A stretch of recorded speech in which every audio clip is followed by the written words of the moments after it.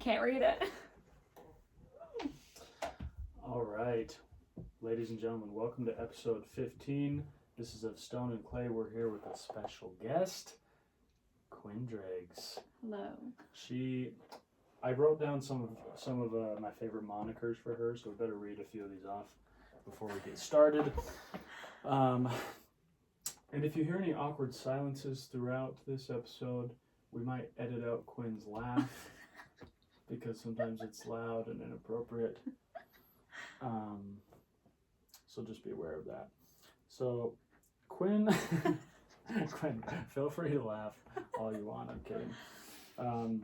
Quinn is, let me just give you some backstory before we dive into this. Quinn, at times, lives in Jordan. Yes. The country, not South Jordan. Or West. Yeah.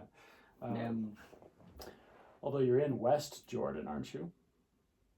Am I in the... Yeah, actually, Amman is in the West. Good. Yeah. So she's in West Jordan, the country. She likes her stuff Arabic.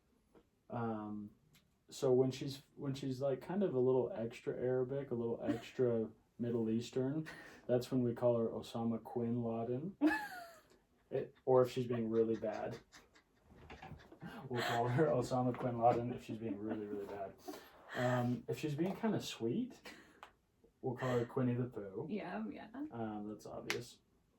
If I need to make like a quick deal with her, I'll call her like a Quinn Pro Quo. You haven't heard that one, have you?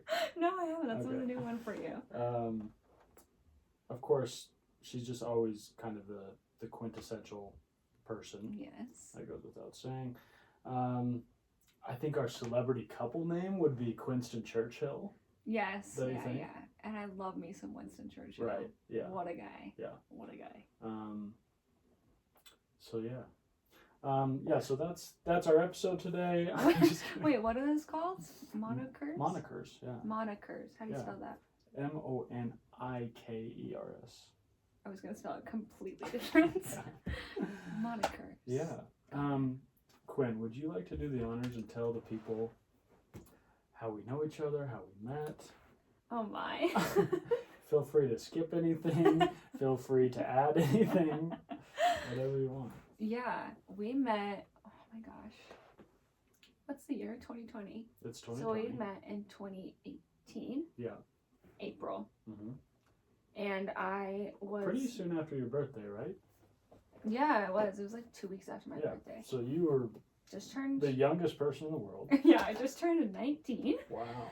And I was on Mutual, of course. Of course. And Putting I got out the vibe. Putting out a vibe, yeah. I got a swipe up from... Can I say his name? A local cutie. Yeah, a local cuter. Yeah. His name's Spenny Schmidt. You might know him. His full birth name. Just a great guy, Spencer Schmidt. Anyways, so he, we talked about hanging out, whatever. So he tells me, yeah, we're gonna go hot tubbing tonight. A little skeptical about that. I said, yeah, is anyone else gonna be there? Of course. Okay, I'm coming. So yeah, and then we came here to this mansion. Mm-hmm. Daddy lives in a mansion. Literally a mansion. And we come down to Taylor's room, which we are located right now. Yeah. I just remember thinking, first of all, I thought Taylor owned the house. So I was like, why is this guy sleeping? And I still might. Who knows? In the basement of the house.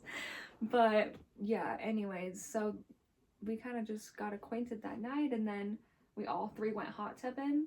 It was a great time, three of us. And then we just hit it off. We honestly just became such good friends, all three of us, so fast. I was dying the whole night, perishing of laughter. And then we decided all of a sudden that they were going to Idaho, which is where I'm from mostly, for the weekend for a spike ball tournament. Of course. Always spike ball. And I was like, well, you guys can stay at my house and I'll come with you. What a sweetie. I've retold this story, you know, a number of times, and I'm always like, I can't believe how down she was instantly Of course, I'm to always go down. on a trip with two boys she just met that were I was providing you shelter. right. I was doing you a service. It was a motherly instinct. It really was, yeah. And we were roughly a tiny bit older than you might Just say. roughly. Okay. And then we had, we road tripped like the next day. Yeah. Up to Idaho. I watched their spike ball tournament in Rexburg, and then what did we do that day? You guys won a lot of money. Run the tournament. It was our so what's Rexburg, like 4 hours away? Yeah. Yeah, so we drove about 4 hours and we won, I think, $25 between us. Yeah. Granted, we're there for the glory. Yeah. You know. And I was mostly there to watch the LARPing that was going on alongside. Yeah, there was some LARPing. Ultimate Frisbee was going on as well. If you've never been to Rexburg, Idaho, you're going to want to take a weekend. Don't make any plans. The plans will find you. the amount of things you can do there, there's really no end. Yeah. Exactly. Yeah, so we saw some LARPers. If you don't know what that is, jump on your Safari or your Bing and look it up. I was gonna say Bing. Yeah. Who uses Bing? I hope someone out there Bings it. They need it. Bing needs it. Yeah, Bing's got to be closed out of business. Yeah. I don't know who's Bing. They got to be in a dark or spot. Yahoo. Oh gosh, yeah. Search it on Yahoo. And then what happened after that? Did we tub again? We're always tubbing. We didn't tub like that weekend. Oh, because I have a tub, but it wasn't clean. Yeah. So we just hung out at your parents' house. We went to B-Dubs. I remember what we did. We got really personal really quick. Oh, me and you. Yeah, of course. Well, of course. But, I mean, all three of us at B-Dubs, we played a game where we all went around and told the things we're most, like, insecure about ourselves. Did? Yeah. That's so cute of us. I know. What a little bonding experience for us. Yeah, we were super cute. I remember thinking, wow, this is intense. But like I'm down. B-Dubs of all the places, Yeah, like the least intense place you could go. It's so loud and raucous and just full of rednecks, especially where we were. Yes, exactly. And then you almost killed us on the way out of the parking lot twice. Oh yes. Why were you letting me drive? Maybe I was trying to prove something, and then I'm actually a really good driver, though. I promise. Mm-hmm. Says every woman ever. We're talking to a full-blown feminist here. We'll tag all the local feminists so they can get on board with today's episode. But we barely even leave the parking lot, and I think we almost got in 3 accidents. I was under pressure. I'm really bad under pressure. Yeah, you were under pressure. There's a couple hunks in your car. You're trying to impress them with you're probably like looking back and like trying to be cool. Turning up the music, texting while driving. And did we switch drivers after that? I felt like No, come on. We made it home. Where'd we go from there? From there, I don't know. We had a couple things, situation. What was that? We had a couple things and a situation. Can you be a little clearer for I won't share that part, but okay. But it was so cool. Like, I knew that my year in Provo, like I didn't meet a lot of people that I just was so wanted to hang out with. Yeah. And just clicked with so well. And I felt like you guys were just hilarious. And then honestly, like obviously that was like the beginning of our really long friendship. That will obviously be like lifelong now, but we just stayed up so late talking, and I'm just someone that like has a hard time, connecting to people, and I feel like we just clicked so immediately. We had so much in common. I felt like, I could talk a lot, and you're a good listener. Sure. And so I just felt like we I don't know, it's just cool. I felt like I just made a really, really solid friend Yeah. that weekend, and it was such a big deal for me because I really didn't have a lot of that my And first year at Provo. Why do you, like, I know it's weird with you because I know you really well, but in other aspects, I don't know you super well. Yeah. You know, because we've been really tight for a couple of years, but there's been really long periods where we haven't been together. Yeah, the don't same see each city. other. Maybe we're fighting. Who knows? Yeah. I doubt it, but these things happen. But I don't understand why you would have a problem connecting with people. You seem like such a warm, easy person to get along with, easy person to connect with. Why do you feel like it's difficult for you? It's probably more. It's definitely, obviously, more of a me thing than a them thing. You know what I mean? Like, there's so many wonderful people in the world. I just feel like I can connect on a very superficial level, possibly, or really have a great conversation with someone or whatever. But I often leave conversations feeling misunderstood, or like they don't get me, or something like that. And I don't really know why that is, but I don't know. Yeah. So I feel like that's what that kind of comes down to. So did you feel like with me and Spencer, pretty instantly, oh, these guys kind of get what I'm about? Yeah, it was that, and I think humor is a huge thing for me. And if you're not, I measure a good time. I think this may be why I have a hard time having friends or wanting to hang out with people all the time, because I'm gonna measure a good time not on what we're doing, but are we laughing or not. Right. And I can laugh at a lot of things. Everyone knows that I laugh at a lot of different things, but yeah, if you're not funny, take a hike. Get out. No, but so I feel like that's what made me, I don't know, just get along with you guys so well. And then I just wanted to hang out more because you were so funny, and that is kind of rare for someone to get your humor to a T. Yeah. We were literally, when we were in Rexburg, we met those people, and I was like, oh, how do you know each other, whatever. And then I was talking about how funny you were, and they were like, what? And that's because people always get your sense of humor. Right. I'm like, this guy's the funniest guy ever. Yeah, you met a couple that have known me for 2 or 3 years. Yeah. And they're like, oh, how do you know Taylor? Oh, I just met him, but he's the funniest guy I've ever met, or whatever. And they're like, really?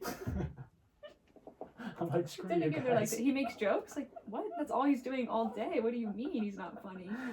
But yeah, it's funny because I knew them just kind of primarily from Spike Ball. Yeah. And so they just knew me as competitive Taylor. Yeah. Which is so not what I know you like. Right. That's a side of you I really don't know. Yeah. At all. But yeah, so I feel like that's why I connected with you and Spenny. And then for you personally, I think it really just came down to our patterns of thought, and obviously our interests. We both like to write, we both like to read. I think sometimes I wish I was a little bit more, I don't know the word, but when I meet people, I have a hard time having small talk. Yeah. Yeah. And sometimes I'm I don't really like that about myself sometimes. Because I'm why can't I just be chill? Yeah, You know what I mean? But we were at B-dubs, and somehow we're talking about what's our biggest insecurity. I don't know. Of course I was involved in that conversation. But yeah, we skipped. Yeah, I just tend to dive in pretty fast. Yeah. And so, I don't know. Yeah. What was kind of your very first, obviously, you said we clicked in a sense of humor and stuff, but what was your overall kind of first impression of me? I want to know this question after for you. Okay. The very, very, very first thing.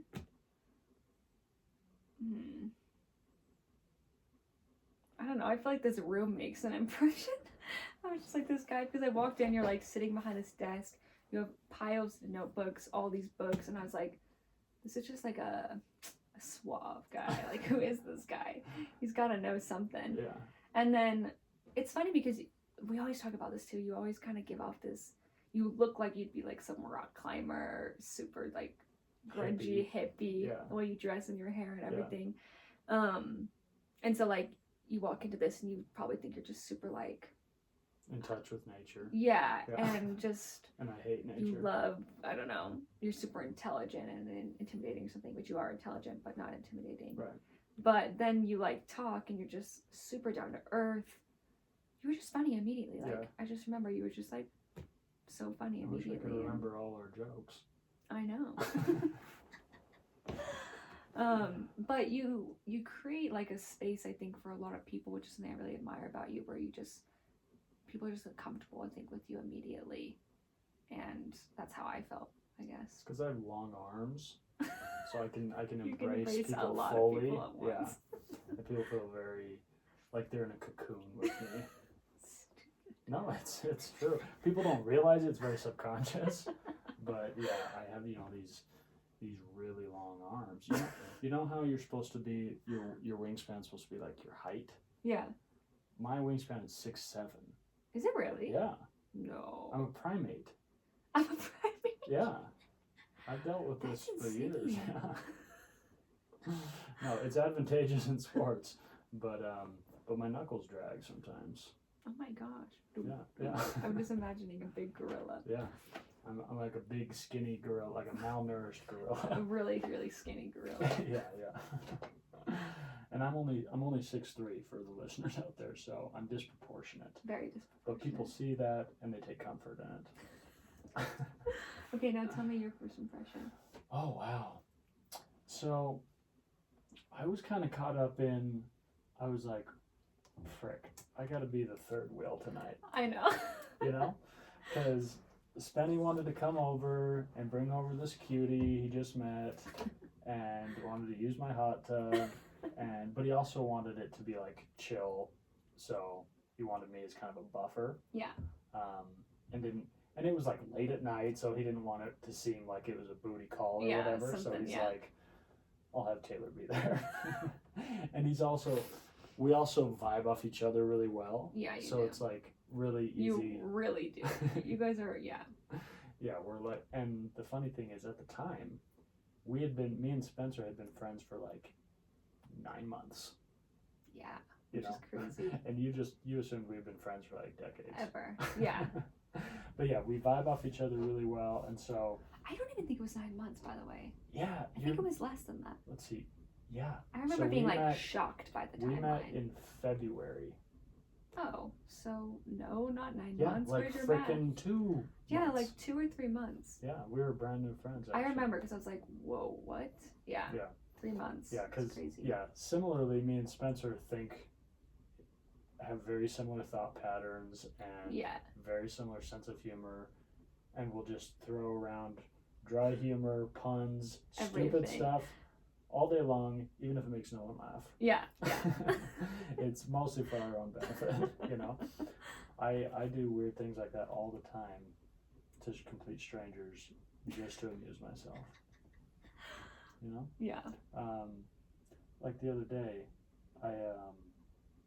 what was it? Oh, I bought a beanie at H&M. The beanie was like $3, right? Okay. So I go to pay, and I just wanted to change my tone to kind of confuse the guy. I don't know why, just for my own humor. But so he rings it up. It's like $3.27, and I was like, whoa, bro, that's way too good of a deal. Like, sounded like I was pissed. Yeah. But I'm super grateful. And he's like, yeah. So awkward. I know. See, I'm like the opposite. Like, I can't. That would make me feel so uncomfortable if I was there with you. Yeah. I would never just do that by myself to myself. I That doesn't know. make any sense. That's why I'm It doesn't humor me. That just gives me anxiety. Yeah. But the thing is, it's awkward for like 0.5 seconds. Because it's not like. But what did you gain? Just your own amusement? Yeah, I was just like, oh, that's kind of funny. And then he's just kind of like, this guy's a weirdo. Well, it's more like I wanted to test his sense of humor. Okay, gotcha. Because, like, if somebody did that to me, I would respond back. That's true. You know, That's and I true. would be I like, think I would be the same. I'd be like, oh yeah, like, that sucks. Maybe I'll charge you double. Yeah. You know? That makes sense. So I'm usually disappointed. You're just going around testing people. I'm constantly testing people, and they're Is he usually gonna pass? they're usually failing. Oh, that sucks. Sucks for them. Yeah. Please get back to telling me your first impression. Oh yeah, this episode's about you. I forgot it wasn't about me.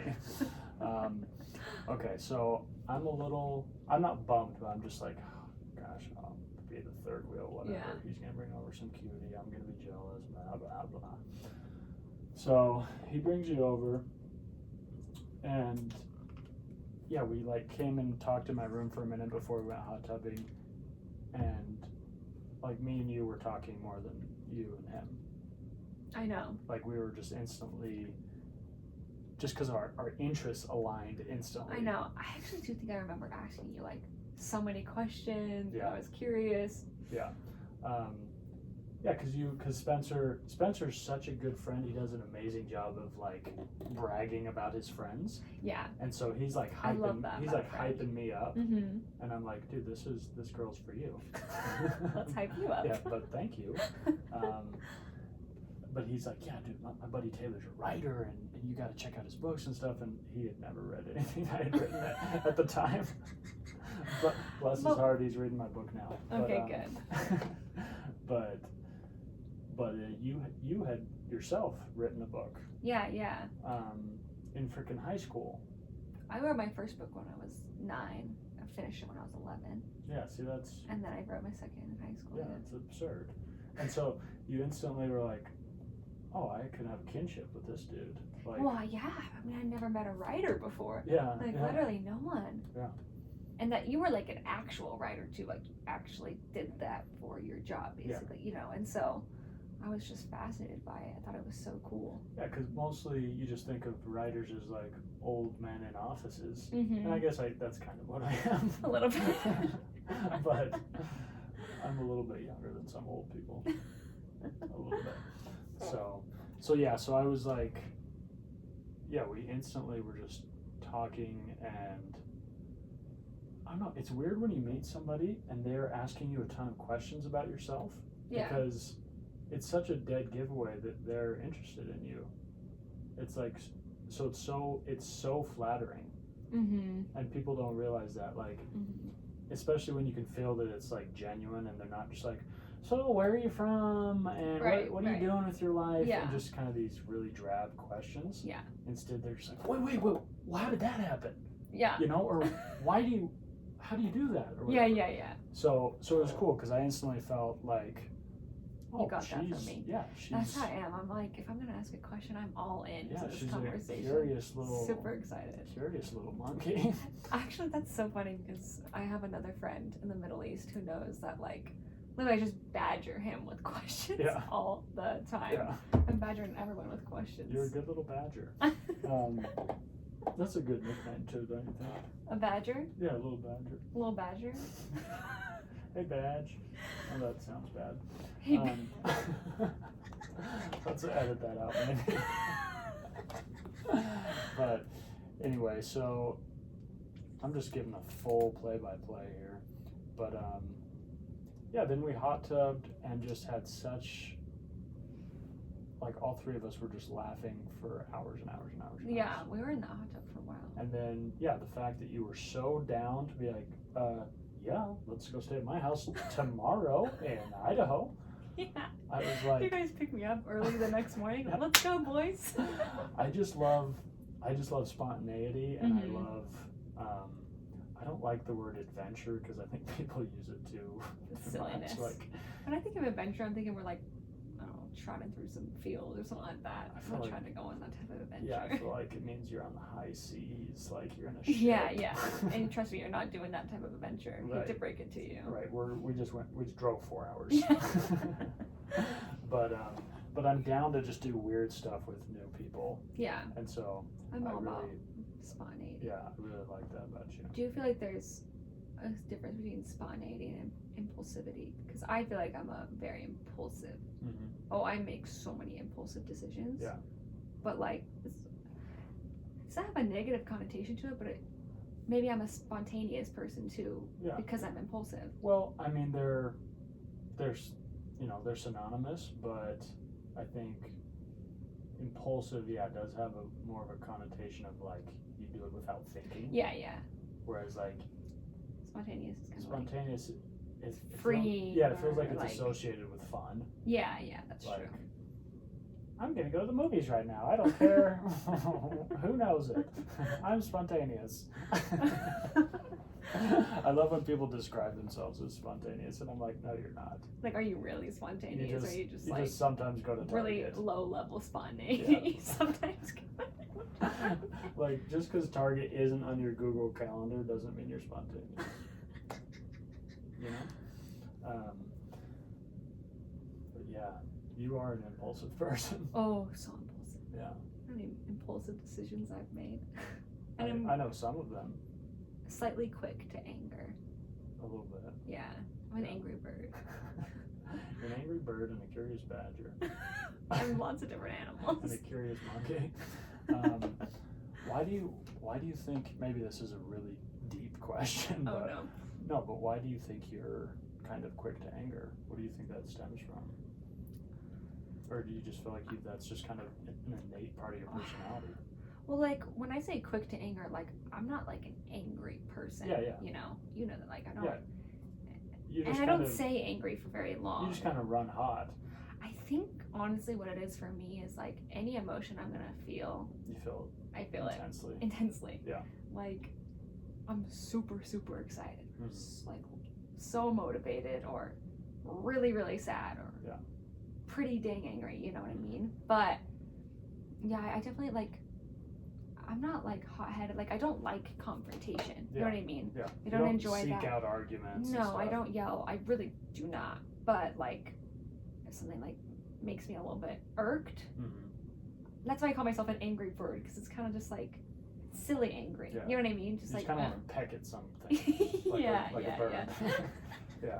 You're easily irked. Easily irked. Okay. I'm very impatient too. That's a big one. I'm just so impatient. I want things when I want them. Yeah. And I'm really bad at waiting for things. And so, but I would definitely I would chalk it down to just the fact that whatever emotion it is, I'm going to feel it pretty strongly. Yeah, that's fair to say. For those of you who are listening and not watching, I want to paint a little picture for you. Quinn is wrapped up in an electric blanket. She has these cute little pigtails in. She looks extra German today. I don't know how German she is at all. I don't know if she has any German in her. What do you think? Do you have some German in you?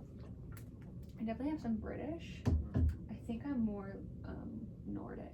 You look like some supreme race right now. She looks. I got the Elsa going on right now. Yeah, she looks really close-minded with her.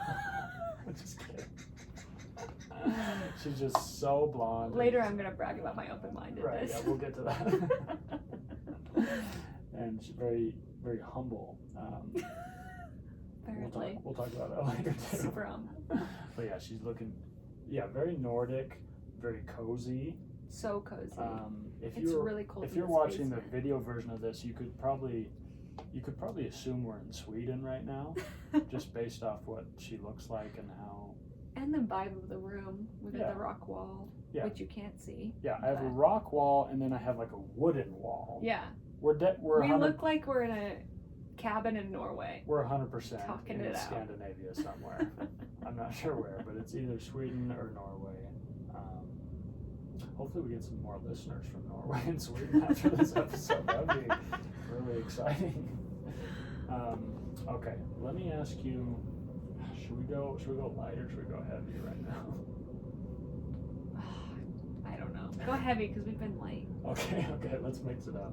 Let's keep people guessing. Okay. This whole episode is me laughing. Gosh dang. We're editing it all out, I told you. Okay, right. Yeah, Okay. It'll be really fluid after that. I wanted to ask you about, because I know a lot of stuff about you, but there's a lot of things that I maybe don't know a lot of the details or whatever. Okay, yeah. Because it's like stuff we talked about when we were hanging out, but then we stopped hanging out or whatever. You know? Right. So there's a lot of things I know kind of the bare bones about, but I don't really know the whole whole thing. So I wanted to ask you, without getting too like sentimental, I wanted to ask you. So your dad passed away when you were a senior in high school?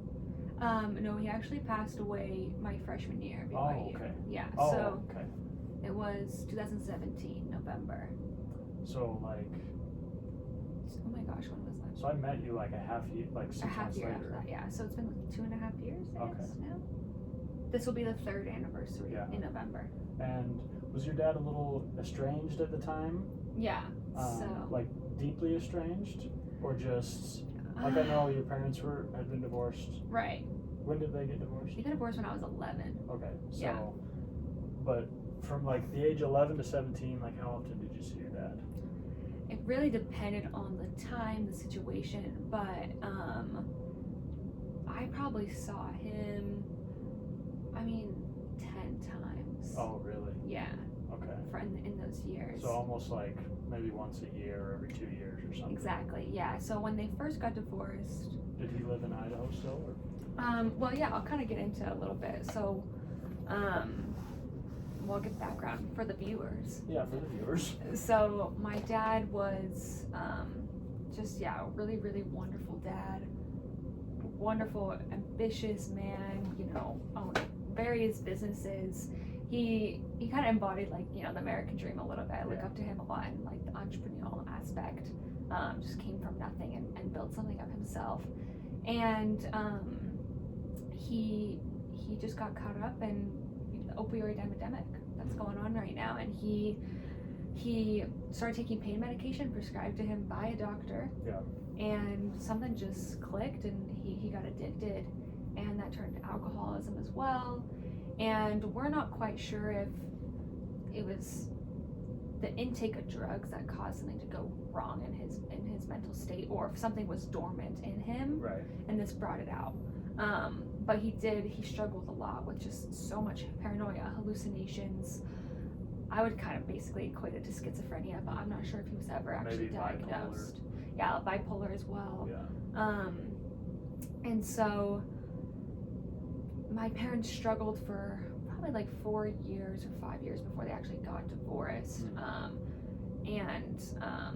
They, with just the addiction, alcoholism, things like that, us kids didn't have too much of an idea of what was going on, obviously, until after the divorce. Me personally, it was a little bit different, but I won't get into that. So they divorced when I was 11. We lived in Idaho Falls at the time. We had just moved there, we were there for 2 years. Before that, we lived in South America and Vegas and all those places. So we moved to Idaho Falls to be near my grandparents. I think my mom knew that the divorce was coming and she wanted to be around family. And so kind of what happened is he really he was probably at his worst state mentally right after the divorce. So it's a little foggy for me because I was so young, but he left the house, he left us, and then I didn't see him for about 2 years. At this time, he was in and out of mental hospitals, in and out of jail, homeless. We really couldn't get a hold of him. Things were just really, really crazy, out of control, and there's only so much that my mom could do at a certain extent for her own personal safety. Right. And so, I was a little foggy there for 2 years, and then finally things started to get a little bit better for him. His mom started to help him out a little bit, and he came back to Idaho Falls for us. So, ultimately throughout it all, he was always just so dedicated to his children, so dedicated to us and loved us so much. But the problem was, it was just so difficult to be around someone that isn't your dad. You know what I mean? Right.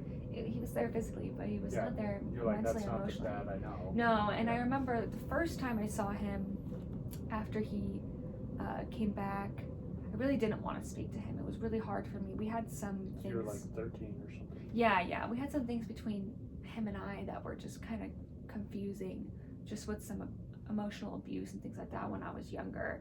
And so I was nervous to see him again. And when I did, I didn't feel, a lot of times I just didn't feel safe. I didn't feel comfortable. I hate saying this because I don't want to paint my dad in a bad light, because Right. he really was so incredible. But this isn't him, you know. Yeah. But when I would be around him, like the spirit would leave me in a way. Like I felt something vacant. Just a little darkness. Just felt darkness, and it wasn't a good feeling. And so, it wasn't necessarily about anger or like you don't deserve my time. You know, it was just like it stripped so much from me every time I saw him. Yeah. And so it was better for me to just sometimes just not see him. Yeah. Especially at such a young age. And so we kind of had a rocky relationship. All of our siblings, I have 5 siblings, and we all had very different relationships with him at this time.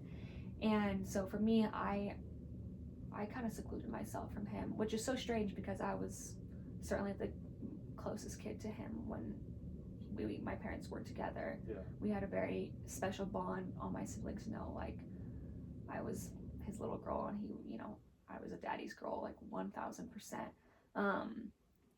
He was home a lot too. He ran businesses from home, so like he was there when I was little. He actually, when my mom gave birth to me, he delivered me. Oh wow. So I don't know.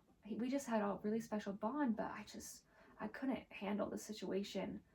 Just seeing him in such turmoil and darkness, and it was such a hard situation because we didn't really know what to do with the mental instability. Right. It was so confusing. We weren't sure if it was just the addiction. It took us a while to actually figure out like he's actually mentally unstable and he has a real illness.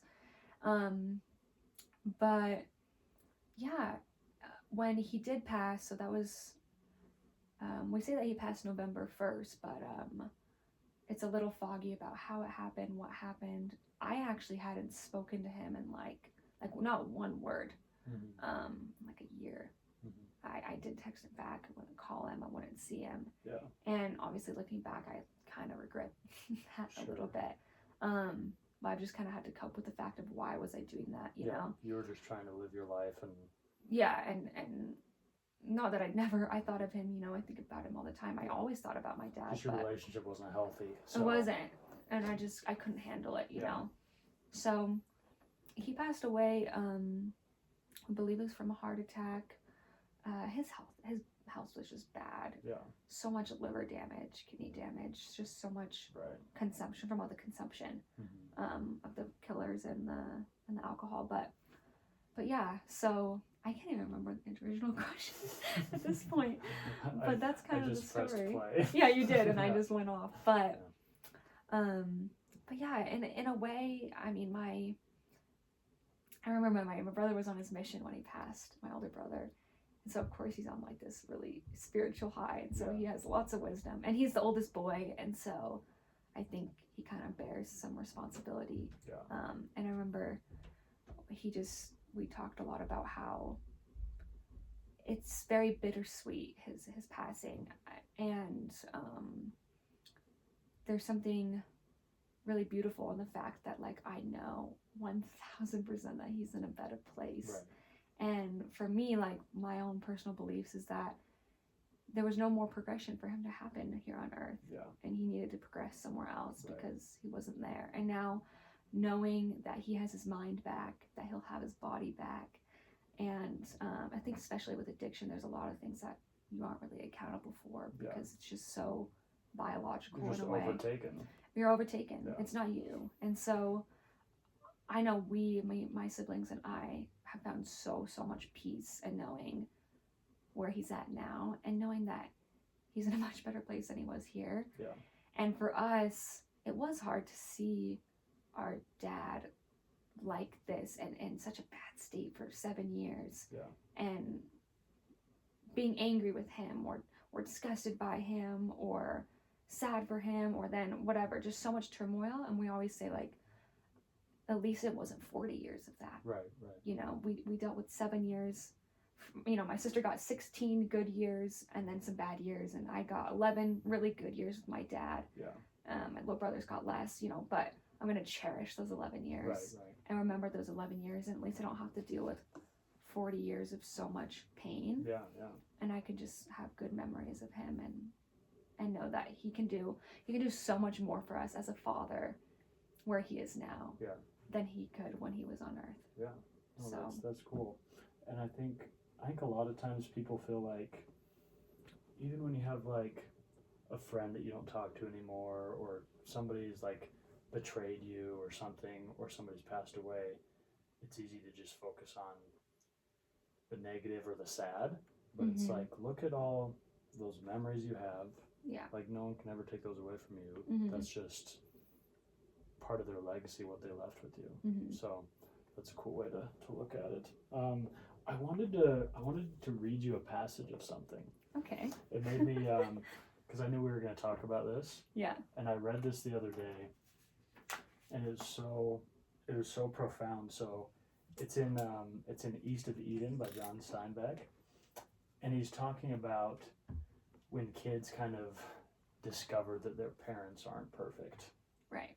And how kind of traumatizing it is. Yeah. And how intense it is. And he says it in a way that just was absolutely mind-blowing. So he says, when a child first catches adults out, when it first walks into his grave little head that adults do not have divine intelligence, that their judgments are not always wise, their thinking true, their sentences just, his world falls into panic and desolation. The gods are fallen and all safety gone. And there is one sure thing about the fall of gods. They do not fall a little. They crash and shatter or sink deeply into green muck. It is a tedious job to build them up again. They never quite shine. And the child's world is never quite whole again. It is an aching kind of growing. Wow. Isn't that kind of intense? It is. I don't know, I just think it's so beautifully written, because it shows like how it's just crazy. As a little kid, you just think your parents are perfect. Yeah. And they kind of are. Yeah. You know, because they do everything for you. Yeah. And even, you know, you're kind of on the extreme side of the spectrum, right? But, you know, there's people out there that have very normal, like, family lives, and their parents are together and love each other and stuff. But there's still certain things that happen that kind of destroy your universe a little bit. So I just wanted to ask, like, after he passed, did that have, because even though you guys weren't talking at the time, did that have a pretty immediate, like, impact on your mental state? Or was it kind of, like you said, almost like, obviously very sad and jarring, but almost a relief?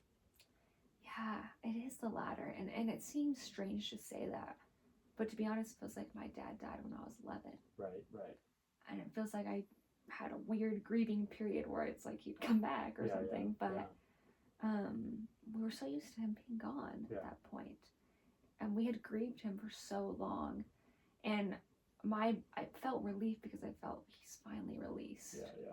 You know, and it is sad because ultimately, forget about his passing. If like things were, if he's still alive, I would still be grieving his passing. Sure. And like when we talk about our dad, we're just like, you know, what would it be like if he was here? Yeah. But like if he was here, you know, and I thought that even when I was in high school, you know, I have a really wonderful stepdad who stepped in and played the dad role, but That's I always, why they're called stepdads. Yeah, but they step in. But really like stepped in a big way, in a big way. And even when my dad was alive, I just thought, oh, like what would it be like for my dad to be here on my first date or for prom or to choose what school I'm going to go to for college or anything like that. Yeah. And just, it wasn't a thing, you know? Yeah. It's funny though, when you read that passage, I actually don't necessarily think of like, I think when you figure out your parents are like not perfect, that's such a big part of adulting. Yeah. As I've learned as a young adult. I just started adulting right. like 2 years ago, but I actually think about my mom a lot. And I think about my mom. She's a mother, you know, and you think your mom is like perfect, and I think I had a more time figuring out like, oh, my mom's not perfect. And I think at the beginning that was like really difficult for me to deal with, but now I've learned, like I've been okay with the fact that my mom isn't perfect. But I think I actually put a lot more, unfortunately, pressure on my mom, and like had more of like a devastation when I learned like she's not perfect and she doesn't need to be. Right. She's just a person. She's just a person. Yeah. And I've actually just learned to be a lot easier on her you know, in the last probably year or so than I used to, because I actually immediately think of my mom, who just did everything for us when we were little. And shout out to Mama Quinn. yeah.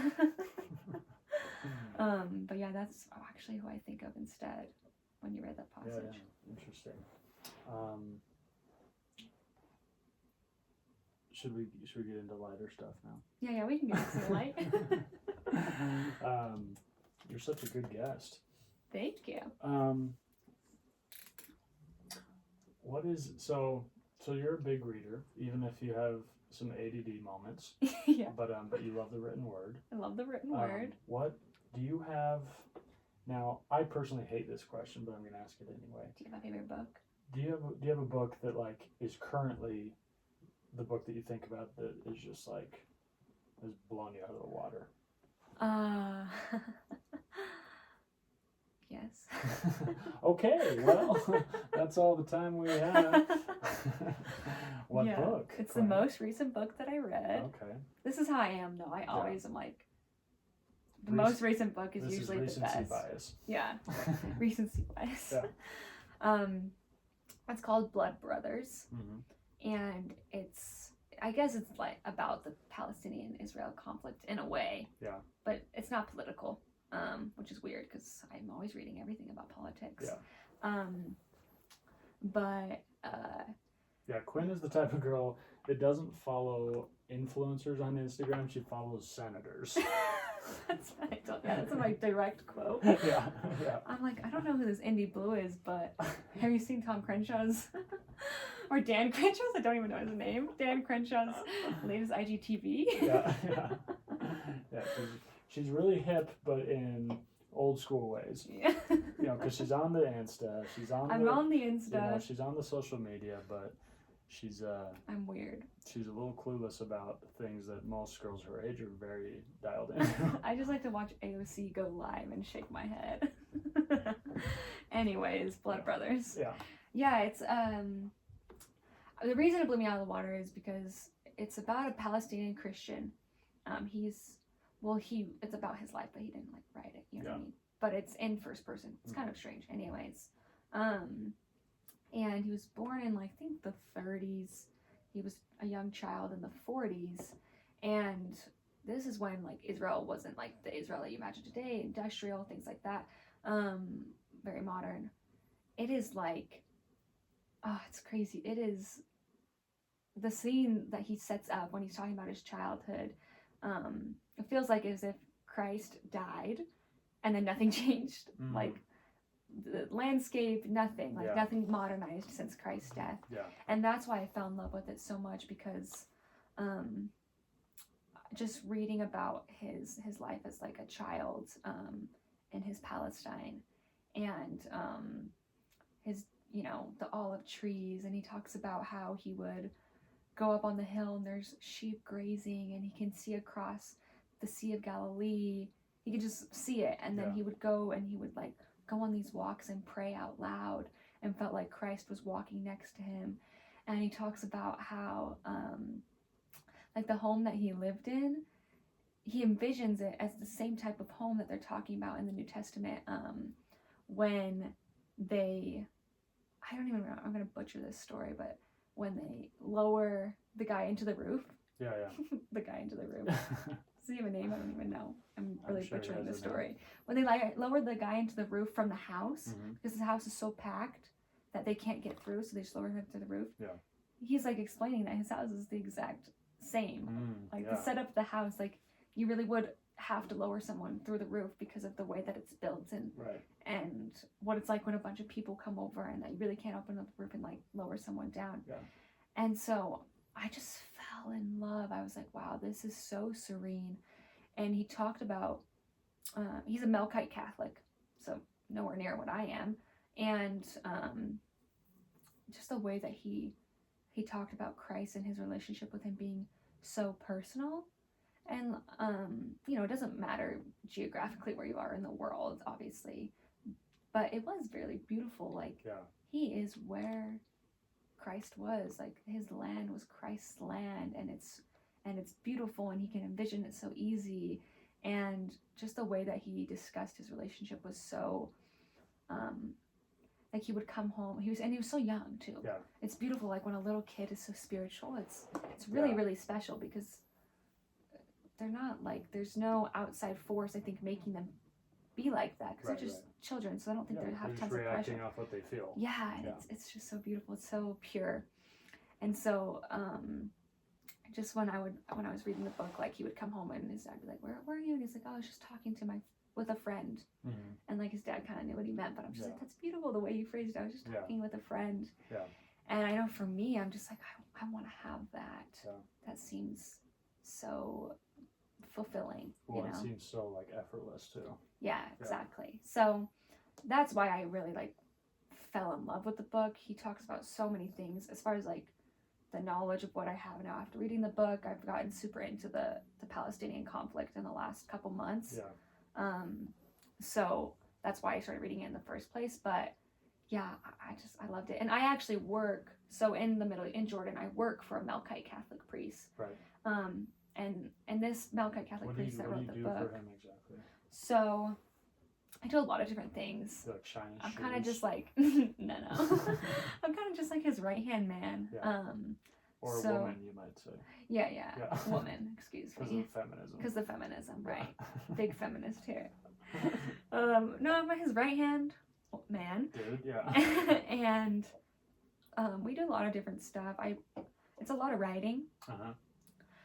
I basically just take this guy's thoughts and articulate them and put them on paper. Yeah. And make them look nice and be cohesive. Yeah. I don't come up with any of the ideas. Mm-hmm. But I write project proposals. I help write and edit his speeches. Technically, like, my main title is project coordinator. Yeah. But I wouldn't say that's my strong suit. Yeah. So if we have a project, like we just finished up a project where we were educating the disabled people persons with disabilities in Jordan about the elections and why they should get involved, why it's so important they get involved, how they vote, all the things like that. So that was our project, and I was the project coordinator for it. So I basically just I coordinated with the Jordanian government. We coordinated with an entity of the U.S. State Department for funding and things like that. And I just kind of put it together. Mm-hmm. But yeah, I kind of do a lot of different things for him. So let me rewind real quick. Why would a 20-year-old blonde girl, very Nordic looking, decide she's gonna move to Jordan by herself? Well, it's a long story. Yeah, well, do you want it? Well, you can just. I'm not looking for a story. I'm looking for a reason. A reason. Yeah. Oh, well, that's harder because the reason's like in the story, Taylor. It's in the story. Well, obviously, like, you have a great interest just in the Middle East in general. Yeah. Like, how did that start? Yeah, like what made you so passionate about it that you're like, screw it, I'll just move to Jordan? Well, I obviously went to BYU for a year and I was studying Middle Eastern studies and Arabic. And eventually, if I had stayed, I would have gone on the study abroad to Jordan. But I didn't stay. Yeah. And I, went off, did my little traveling in Europe and stuff like that. But I always knew, like, I'm going to go to Jordan eventually or go to the Middle East eventually. For me, I'm just impatient. And so I like hands-on stuff. I was the same way in high school. Like, I can do great in the classroom, but like I need to learn something outside of the classroom. Otherwise, I don't really feel like I'm learning anything. You need field trips. I need field trips. Yeah. So I just knew it was going to be a priority for me to force myself to live there. Mm-hmm. I did like the idea of challenging myself and really, really diving into an authentic experience. Yeah. Not doing a study abroad. Right. You can obviously learn so much through your study abroad, but there's something very different about living there. There's like a big filter on it. There is, and like I laugh because they're always like, oh, they tell the kids that are going to go to Jordan on study abroad, like, you need to buy a bunch of loose clothing and stuff like that, and I'm like, no, you don't. Like, if you really live there, you would know, like, you're fine to just wear whatever you want, basically, you know. And there's just so many things that I've like learned that while I've been there on my own about the culture and the people and what it's really, really like than just what's like filtered. So, but I mean, the real reason I got into the Middle East in the first place, happened like a long time ago when I was like 16. It's kind of roundabout, but it's actually very strange. I got super into learning about, you probably know me, Church or Mormons, LDS. So I got super into learning about church stuff, church history, things like that. I got really into a specific author and reading his stuff. And I was reading all about this author, and I came across some articles that he had written about Islam. Super random, but I just started reading them. Yeah. And the only thing I knew about the Middle East was what you hear in the news. Yeah. And there's Muslims there, whatever that means. I didn't know it had anything to do with me or my religion, or was even close. And so I started reading this article, and it talked more about like the theology of Islam, and I didn't even know that it had any type of connection to me. I didn't know that we all stemmed from Abraham. I didn't know that there was such thing as an Abrahamic religions, which is Judaism, Christianity, and Islam. Right. I didn't know any of that. I knew nothing. And this article was really long. It was like 40 pages, and I don't know what happened. Something just clicked inside of me, and I became obsessed. Yeah. I was like, this is fascinating. It might have been, honestly, because I never learned anything about it, and I was like, whoa, why don't I know this? Yeah. Like, why have I never even been scratched the surface with this, you know? And so I just, I really fell in love with learning about Islam as a religion itself. And then the Prophet Muhammad was just fascinating to me, and the history of it, and the history of the Middle East. And then, I mean, I've always been someone that's pretty religious and things like that. And so I just started getting even more into just like the Bible and thinking about, wow, the Middle East is actually where everything went down. Yeah, you know, like everything in religion is it's just literally the Mecca. It's literally no, it's all in the Middle East. Like that is where everything happened, you know. And so I think I really don't know why. I really don't know why, but my love for it and my fascination for the Middle East and for that part of the world, in every capacity, just religion itself, like it was born there. And so I just think it's so cool. Yeah. And I just am in love. So yeah, I started reading a ton of stuff about, and I read it all. I read theology stuff. I read political stuff. I read stuff about terrorism. I read so many different things, and I love so many different parts of it. Like I could talk about so many different topics that have to do with the Middle East. And then I knew going into school, like my senior year, I knew that's what I wanted to study. And I didn't want to learn Arabic. I was like, nope, I don't want to do that. I just like the history, and I like the culture, and I like the theology. Yeah. But I knew, like, if you really want to do something worthwhile, you kind of have to know the language. Yeah. And if you want to understand a culture, you have to know the language. Yeah. So I went to BYU. I knew they had a good Middle Eastern program, and that's why I studied there. But yeah, going to Jordan ultimately was just about me wanting that authentic experience. Yeah. And the internship was fluke. It was so lucky that I got that. I didn't go there thinking I would have it. I just picked up and left. Started taking some classes in Arabic. Did your family think you were crazy? 100%. 100%. They were super nervous. I mean, I'd never been anywhere in the Middle East. I'd never been to like Jerusalem, which is classic to go to. Nothing. Yeah. But I had read enough about Jordan to know like it's all good, you know, and it's fairly westernized and modern and things like that in some aspects. So I honestly didn't have a worried bone in my body. Yeah. I was like, it's not a big deal. Everyone chill out. Yeah. Because everyone I told had an opinion on it. Yeah. I'm like, I don't even know you. Why are you telling me your opinion on where I'm moving? It's fine. I've done my research. You know, and now I'm like, please, you guys, it's fine. Yeah. Like, it's not even, it's just a normal place. Right. They have Popeyes and McDonald's. Yeah, like, well, people are just so funny because they think anywhere you go that isn't where you live is dangerous. Right. And it's like, guess what? The whole world's dangerous. Yeah. You know, like... You just have to be smart. Yeah. Not being an idiot. Yeah, bad things happen everywhere. Yeah, exactly. So, I think it's funny whenever you travel, people's main advice is to watch out for pickpockets. I'm like, dude, I don't even care. That's 100% everyone's main advice. I'm like, dude. They're like, put your passport in a pouch and put it under your bra on your chest. Oh, gosh. So no one can get anywhere near. Yeah, I'm like, if you want to get violated, someone wants that passport, they have to violate you. That's terrible advice. just like all the precautions. I mean, it's smart, but Yeah, like, yeah. it's just funny. Yeah. I don't know. I've never been pickpocketed. Me either. I've had gypsies try to trick me, but I'm untrickable. What do you mean they try and trick you? So a lot of times gypsies, hopefully this doesn't come across pejorative, but a lot of gypsies in Europe, they have like this little scam thing. They'll like try to read your palm or something. Oh. And then they'll have one of their little helpers come pickpocket you. Oh, so it's like. It's a team thing. Yeah, it's a team thing. So they'll grab your hand. You'll just be walking like through, Focus. and they'll just be like. That Will Smith movie. Yes. Yeah. Very much so. Yeah.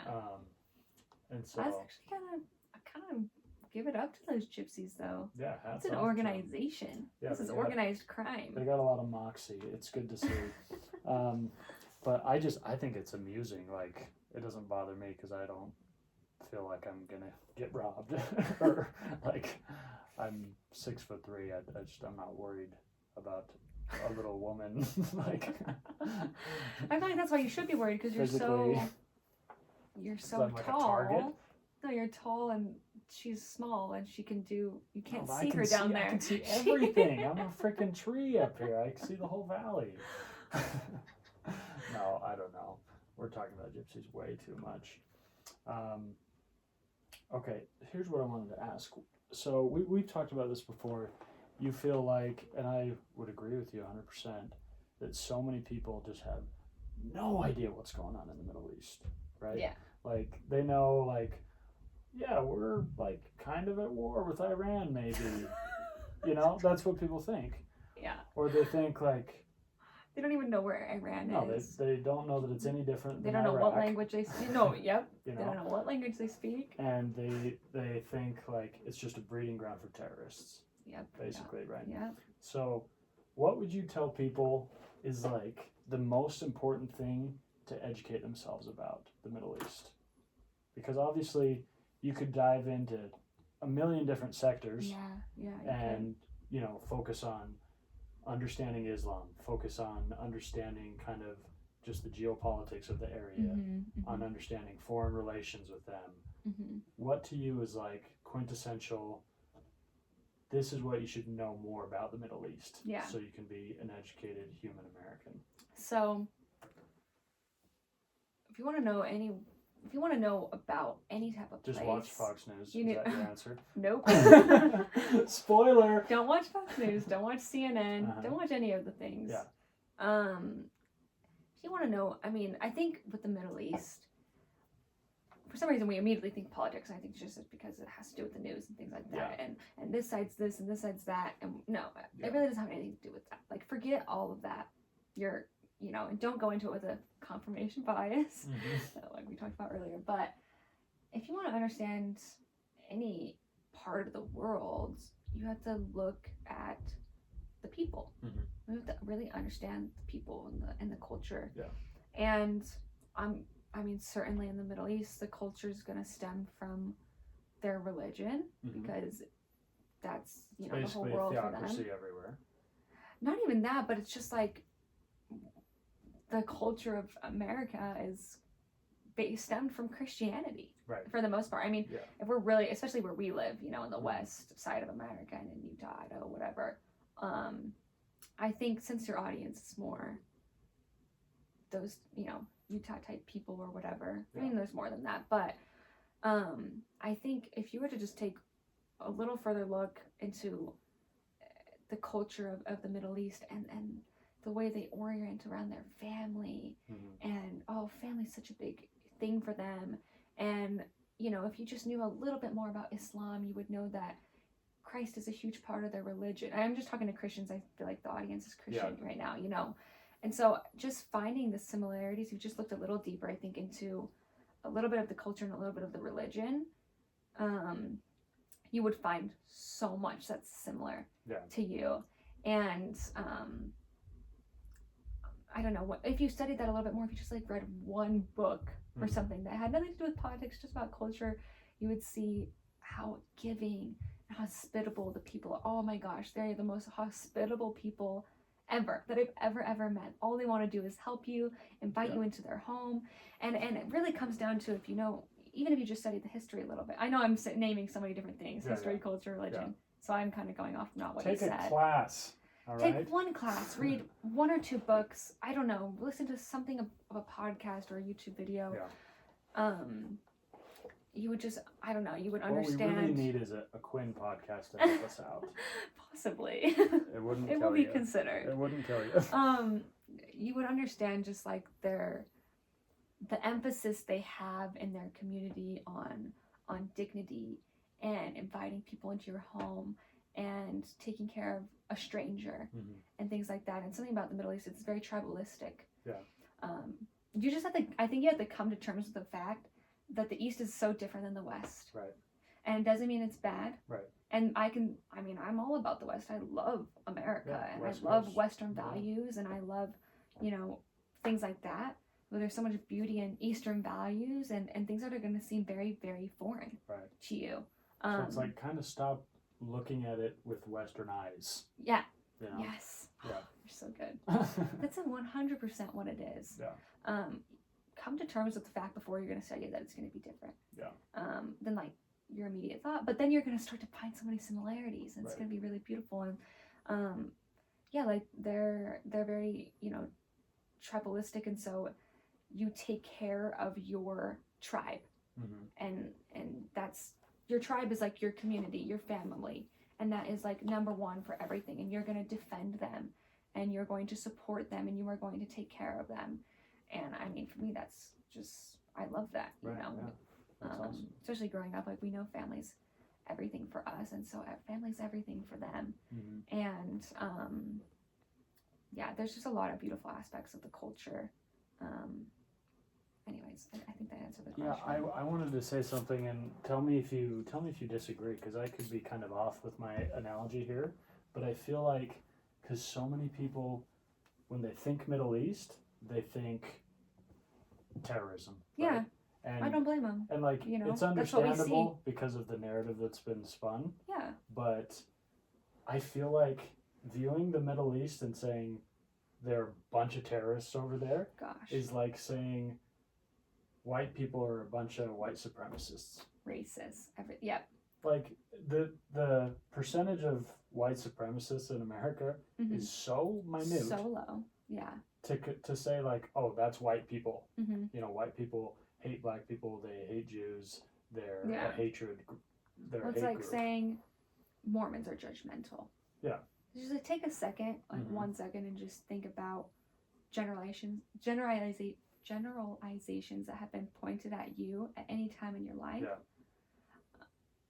And then in any like area, if you're like trying to learn something about that, get rid of the generalization or the stereotype and just think a little bit harder. Like, is that really how the world is? No. Right. Not at all. And in any like enormous group like that, of course there's going to be radicals, there's going to be zealots, there's going to be, and then there's going to be like quiet people that barely practice their religion and don't bother anyone. Yeah. And there's just, it's a whole spectrum. Yeah, exactly. Jordan specifically, just because it's so much part of my internship, it's like they as a society, as a country, trying to figure out who they are. Are we secular? Are we conservative? Are we radical?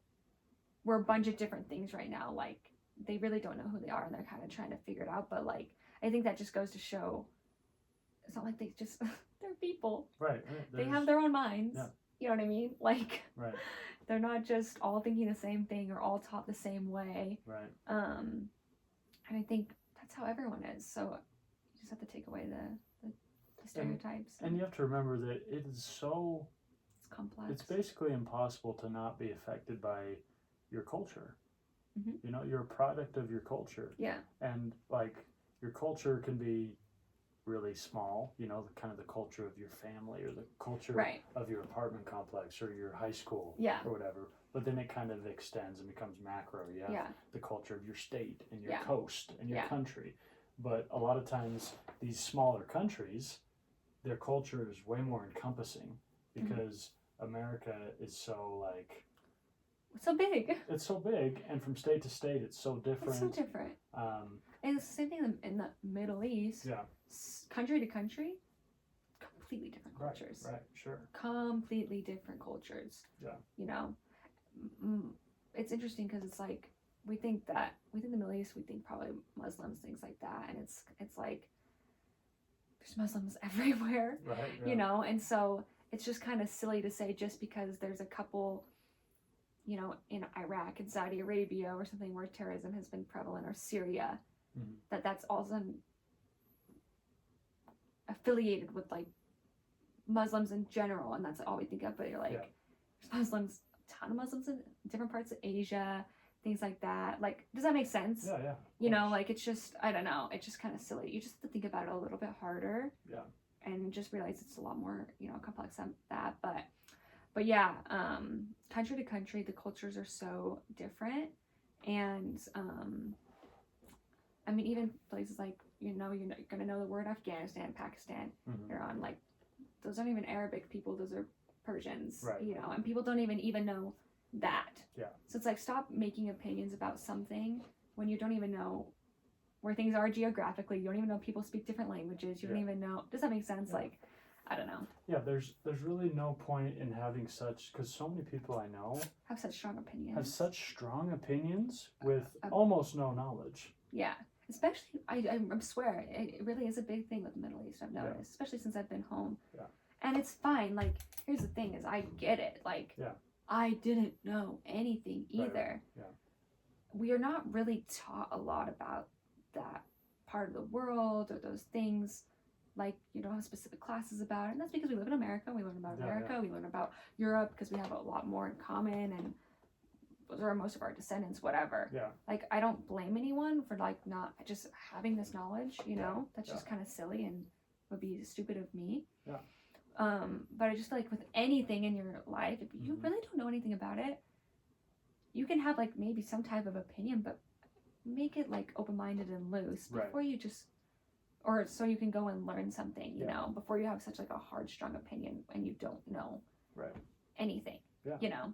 Well, and a lot of people, I think, they think they're knowledgeable about something because they've listened to somebody that to them sounds knowledgeable. Right. And so, like, their dad says something about Trump, and those become their ideas. Yes. Yeah. Or, you know, they listen to some wacko on some talk radio. Yeah. And they're like, oh, I know all about this because I heard whatever say that them guys over there be doing this. Yeah. Like, I like that you brought an accent into that. Yeah, it became a little. It became a little bit country. A little racist on my part. A little something. I don't know if I'd call it racist, but something along. Well, it's like white racist. Yeah. You know? It's like, I always say I'm racist. The only people I'm racist towards are like rednecks. Because you're like kind of one. No, I'm from a redneck area. So you have like the right. I have the right. But it's like I'm like racist against them because sometimes they're actually racist. You know? I get it. Yeah. I get what you're trying to say. It's very nuanced.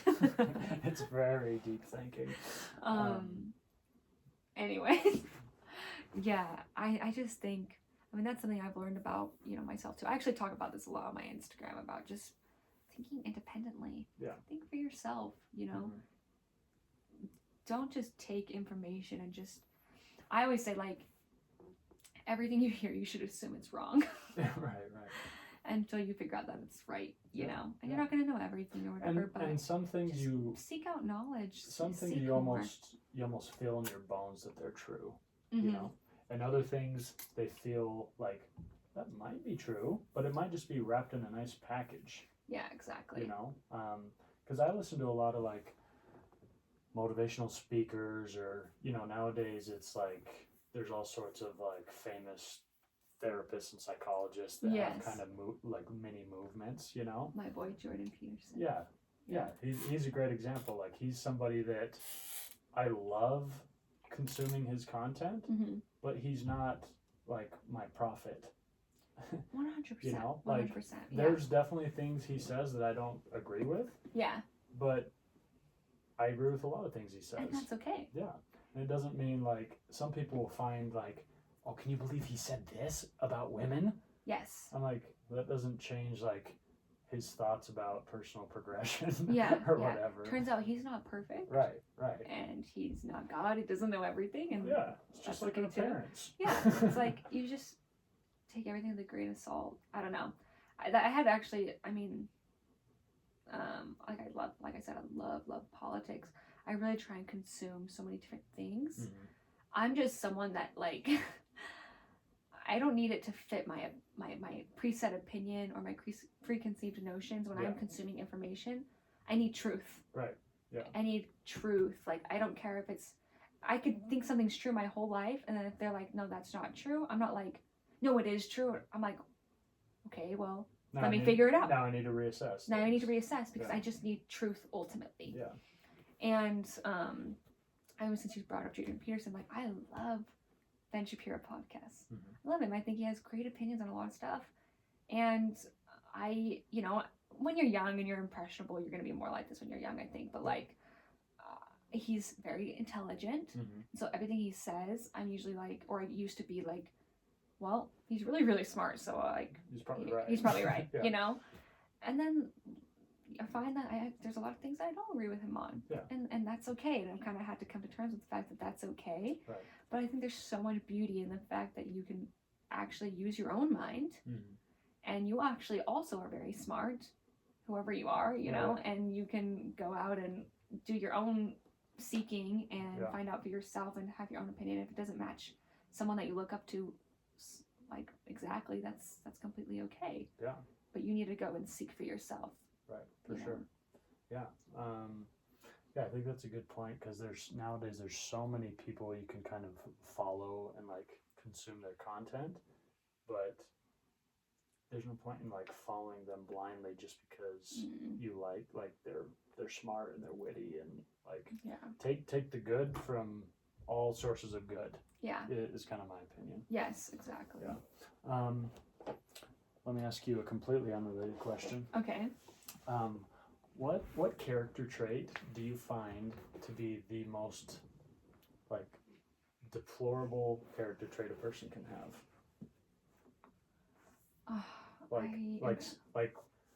Like one that you see semi often. Like, obviously being a murderer is terrible, you know. But, you know, something you kind of come in contact with a decent amount that is just like the most annoying to you, the most disturbing. Character trait. Yeah. Gosh, that's a hard question, actually. It is a little bit. I just can't stand a liar. Mm-hmm. And it comes in multiple different ways. Like, you lying to yourself. Mm-hmm. You lying to others. It's like, I'm just such a big believer. And I think this big part of like just how I was raised is my parents raised us as like, if you make a mistake, you make a mistake, you know, and then it's going to be consequences or whatever. But if you are a liar, you have bad character. Right. You know what I mean? And so I really have it in me to just be like, just be truthful, real about who you are, real with yourself. Because if you're lying to yourself, sorry, you're never going to get anywhere in your entire life because you're just lying to yourself, you know? And if you're lying to others, like, what are you even doing? Like, what's even the point, you know? Yeah. But your whole life is just a facade. It's just like, you're going to get like lost in something that's not real, and it's just, you're never going to be really fulfilled. And I think people lie because they want to be accepted or whatever, and it's just like, it's just going to cause a whole lot of problems. It's going to build up. You know, but I just can't handle a liar. If you lie to me, if you lie to yourself, just be real with me. You know what I mean? And just, and people love that. People love transparency. Yeah. They love transparency. Like, I think that's why, since I'm on social media so much now with business stuff, like, we've kind of seen this, I think, a little bit more of a movement away from, I have a perfect life, here's my highlight reel and stuff like that, and people like, I think, more now, so much more just the transparency. How real are you on Instagram? Because that's the stuff they can really relate to. Yeah, exactly. And I think that's such a big movement on social media right now. Like, you're big into the social media sphere of like who you're gonna follow. You're not gonna be following people, especially like the next year, that are fake and everything's perfect and perfect photos, whatever. But you're just gonna follow people that have something real to say. Yeah. And have something real to show. Yeah. So. For sure. One of my favorite quotes, it says, "The truth will set you free, but only when it's finished with you." You know, because people always say, just the truth will set you free. Yeah. But it's like, yeah, but like after it's done its work. Yeah, that makes sense. And so I think it's just kind of reiterating that any like dishonesty in your life is going to catch up to you at some point, and it's going to be a toxic thing. And I like that you brought up so many people they're not like outwardly dishonest people, but they're constantly lying to themselves. And I think we all do it in many forms, but it's important to realize like, wow, I'm not sure if I'm like really being honest with myself. Like, because it's not like we're trying to trick ourselves. Like, no, hey, I went to the grocery store today. No, you didn't. We're trying to make ourselves feel better. Yeah, we're spinning a narrative that we can live with, right? Yeah, which in reality will make you not be able to live with anything. Exactly. So I've learned I have a few friends that are in like the AA program, and they're so like obsessed with rigid honesty, right, in all aspects of life. And it's so admirable, because when you're always honest with yourself, that's like the best way to self-improve. You know, like you can't improve if you can't admit that you're kind of sucking in certain areas. You know, like it's in certain things in life, it's easy to admit you suck. Like it's easy to admit that I'm probably a terrible water polo player. But it sucks to admit that like maybe I'm not great at self-motivating myself. That's kind of like, oh gosh, like that's hard to admit. Yes, exactly. And you know, it's hard to admit maybe I need to tell my dad I love him more. Like little things like that. That's hard to admit. It's easy to say I'm not great at puzzles. You know, so I think it's important to kind of self-reflect as much as you can. And really be kind of crazy honest with yourself. I feel like I always say this too, like on social media. I'm just like, the number one enemy like that you have is yourself. And you're in your own way most of the time. And I think a lot of it's because we lie to ourselves. Because it hinders our ability to self-improve, and to progress and get better, because we're scared of our own downfalls and our own weaknesses. And weaknesses are like what make you strong in a way. You know what I mean? You like have to embrace those and then get better at those, and that's how you're gonna see actual real improvement. Not in your head, but in real life. Do you ever have you ever listened to Theo Vaughn? You know who that is? So he's a comedian, but he has a podcast where he's really not like, he's super funny, but he talks about like really heavy personal stuff. And he always says sometimes I just need to shake hands with myself. What does that even mean? like just kind of saying like I need to accept who I am, and like just learn to love myself and like confront my weaknesses. So just saying like, hey, like, yes, you know, okay, it's good to meet you. It's good to like be with you. Whatever. So it's kind of a weird phrase, but I like it. He always says that. He's like, you know what? I just need to shake hands with myself today.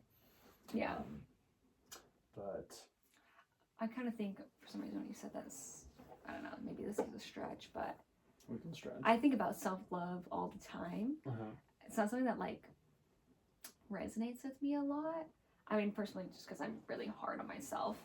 But something that I really like to learn about is like, sometimes when I think about when you're just being real with yourself and things like that, and you're trying to confront a weakness or stuff like that, personally for me, like self-love isn't gonna cut it, because unfortunately I don't wake up every morning and look in the mirror and be like, oh, I just love myself, because I can't sustain that.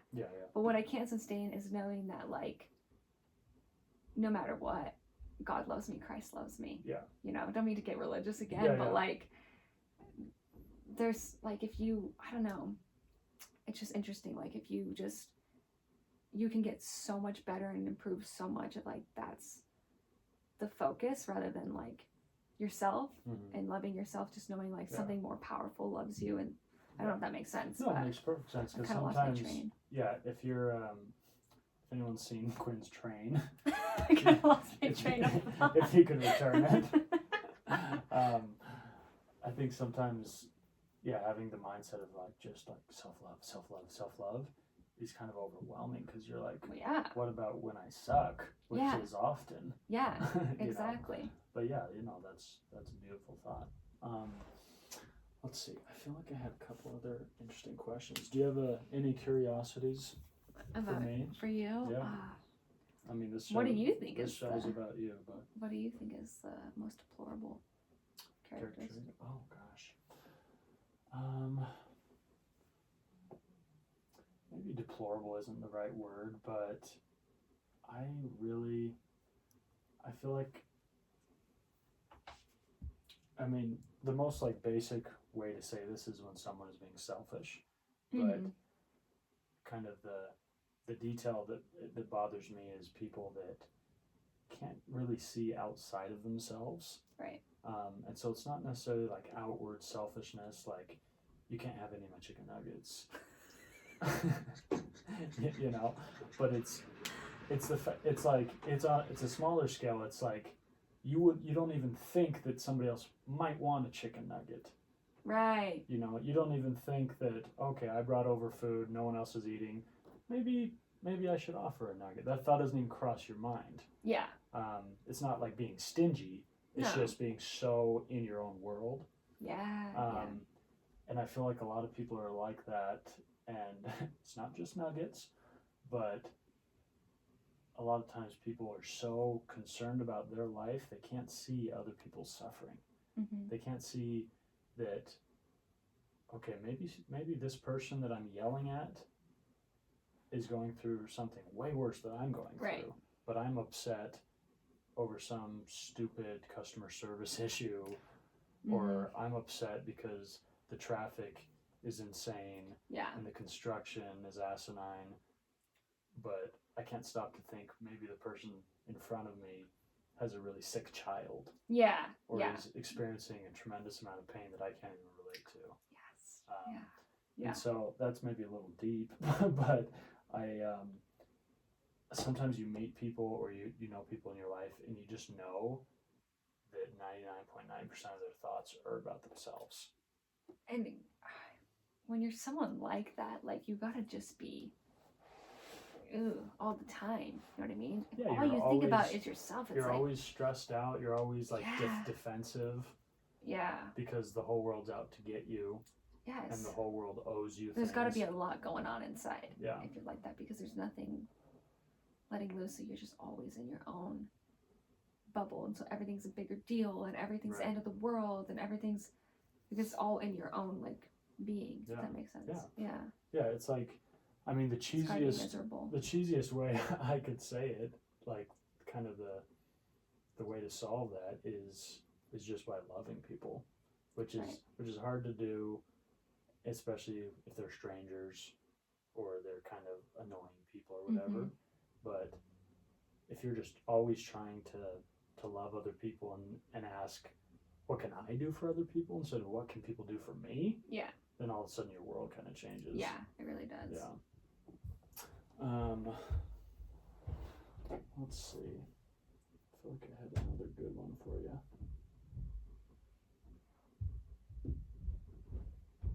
Oh, I do. I have two more good ones. Okay. What do you love most about yourself? I hate this question. It's messed up. It's messed up. It's not messed up. Let me rephrase it so you don't hate it. It'll be the same though. Oh my gosh. What about, maybe not necessarily like a skill or a talent. No, well, I wasn't gonna say that anyways. Yeah, but like something that something that comes easy to you that you're like, I'm so glad this comes easy to me. Right. Yeah.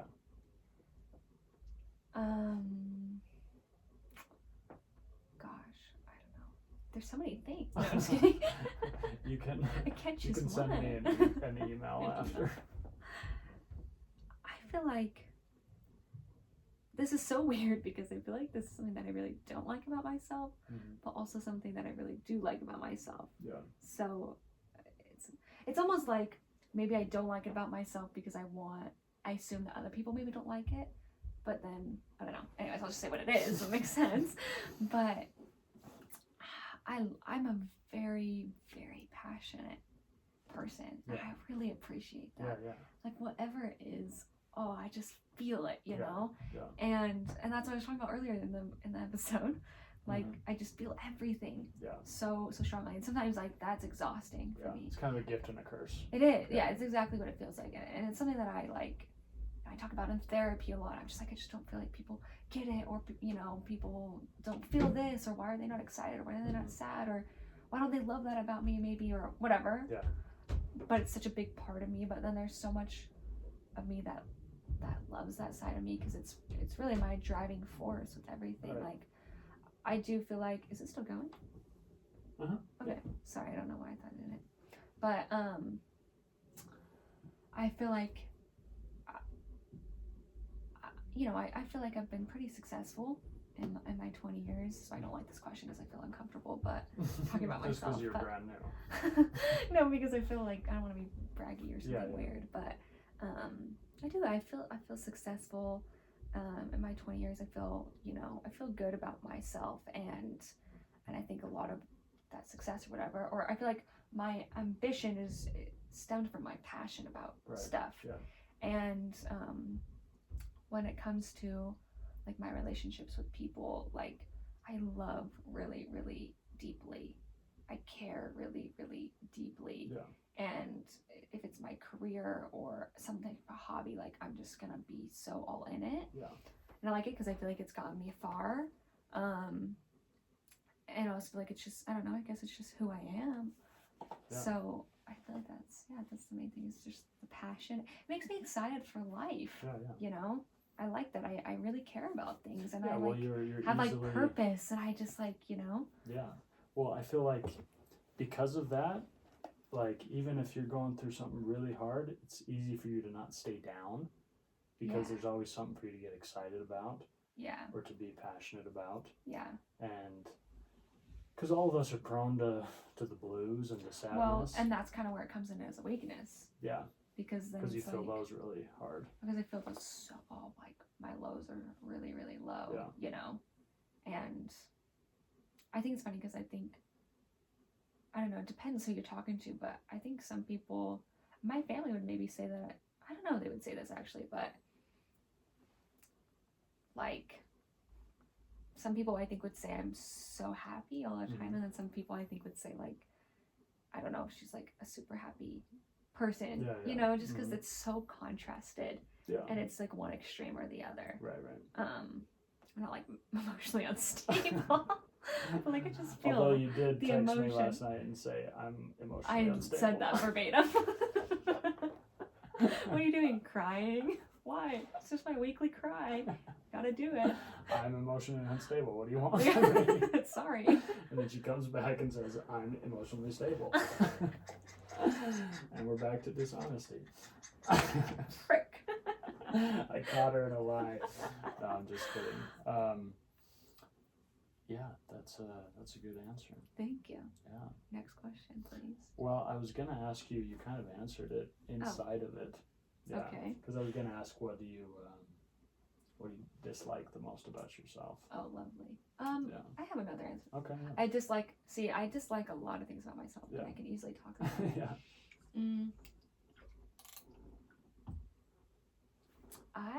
Like I said earlier too, I'm very impatient, and I assume the worst in everyone. Yeah. I really do. Like I assume, and sometimes it's like at my own detriment. It's almost like a self-destruction thing or something. Right. But like I just assume. I'll use this as an example, I guess, the best way, because I can use many examples. But like my relationship with women. Like I've always been a guy's gal, Yeah. you know, and I just love, I think I just get along better with guys, whatever. I think that's just, I have lots of brothers and all that good stuff. And I just have like my one girlfriend and she's been my friend forever or whatever. But a really big thing that I've been missing in my life is like connection to women, Yeah. you know, and friendships with women. And I didn't realize until like the last couple of years how much of a hole that was for me, and how much I just want to have girlfriends. And I just like, you know, I've talked to you about this before actually a lot. And my main issue is because I'm assuming the worst. Yeah.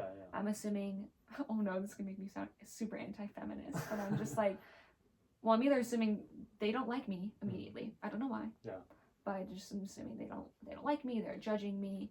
They think I'm weird. They think I'm not cute enough. They don't think I'm popular enough. They don't think I'm, you know, whatever. They're not going to gain something from me, you know, like in their reputation or something like that.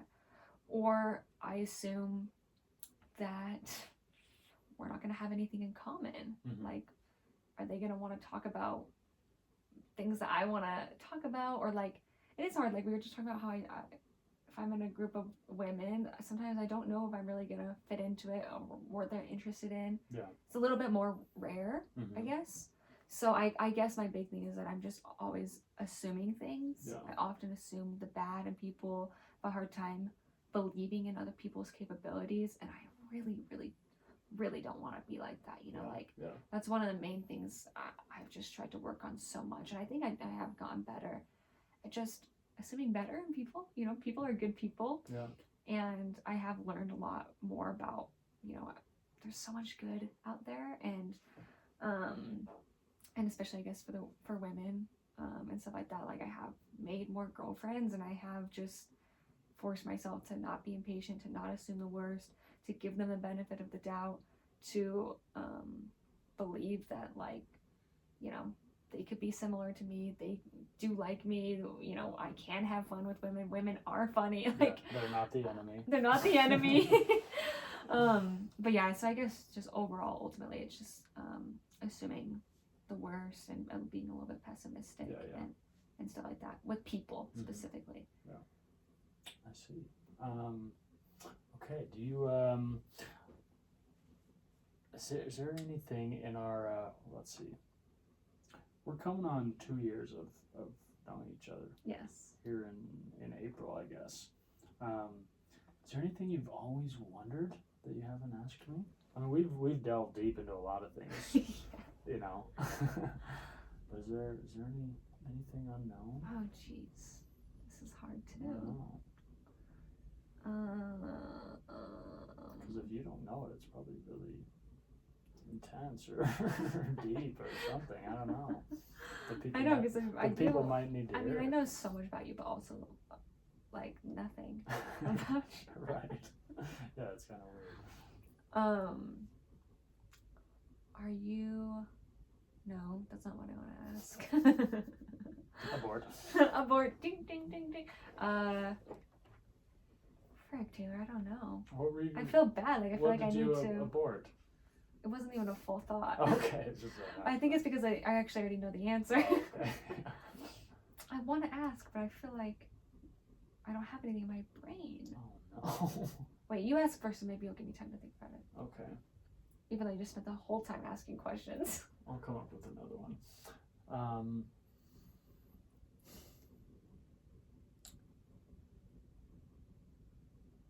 Okay, this is random. Okay. In the past week. I have a question. Okay. Don't lose it. I know, I'm Do not lose it. In the past week. Stop it. Here's some paper. No, I got it. Okay. You just wrote an Arabic symbol. In the past week, what has been the moment you've felt the most like loved or appreciated? Jeez, that's hard. Yeah. It could be something really, really small, really like trivial. It is a little bit trivial. Oh my gosh, I feel like I'm gonna cry from it though. Please do. Even though it's super trivial. Yeah. When I came home from Jordan. Yeah, because I just got home from Jordan. So, my stepdad, like, well, when I said I was coming home from Jordan, I called my mom. It was like super impulsive, of course. And I was like, I'm gonna come home for like a month. And she's like, oh my gosh, we're so excited, whatever.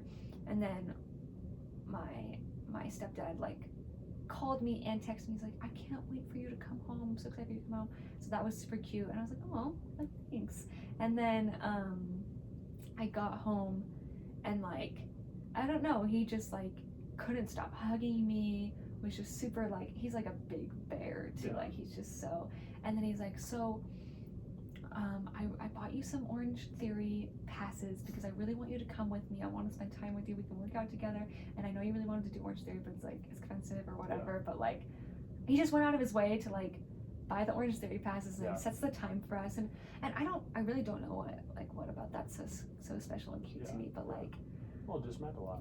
I don't know. It just meant so much. And he's just such like a big teddy bear, and the fact that he was so excited to see me, because I don't know how many people were that excited to see me, and just like kept wanting to hug me and spend that time with me. And I don't know, maybe it's something about him being my stepdad, and I feel like step parents, the term seems cold or something, but he's just so warm, and like I'm just his like stepdaughter, but he just wants to be around me, and that's awesome. Just I don't know. Yeah, and he just went out of his way to like spend time with you. Yeah, and like it's just it's a warm feeling for me. So shout out to stepdad. Shout out to Scott. Yeah, what a guy. We love Scott. Yeah. Okay, my question for you. Because I feel like you're not. Check your hand. Is it the right question? Yeah, it is. I just wrote one word, keyword.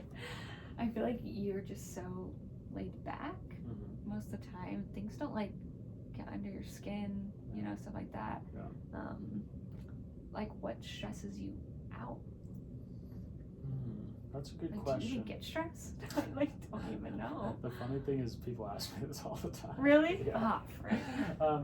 No, it's just I think I don't really show my stress. Like I have the ability to kind of walk through life looking like nothing's ever wrong.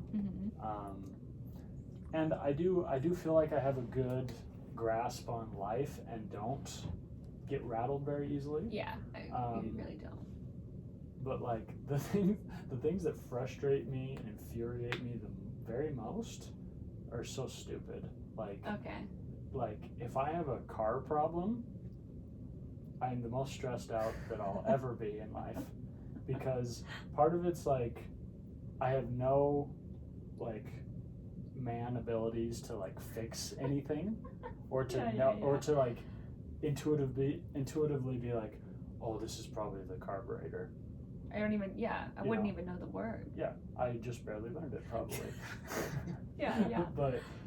But so part of it is like frustration because I feel helpless. Yeah, 100%. That makes sense. And then also it's a little bit emasculating. It's like because so many like guys and friends of mine will just instantly like know how to fix stuff and know how to just like know what to do. Know what to do. Stuff. Yeah. And like I know how to like work my way around like a nice paragraph, but but that's not super helpful in most instances. You know a lot of words. I know a ton of words. Carburetor is one of them. So yeah, stuff like that really pisses me off. Even like computer stuff, I'm not super savvy. Like I'm okay. I managed to launch a podcast by myself. But like if I have a computer problem, I can't just fiddle with it and probably figure it out. Right. I have to Google, do YouTube tutorials and stuff, which is fine. But it gets frustrating because, you know, I see people that do that stuff so easily. Right. And so that really stresses me out. Besides that, things that are more like lasting stressors would be like, you know, finances can be really stressful. Like, obviously, dating, relationships can be stressful.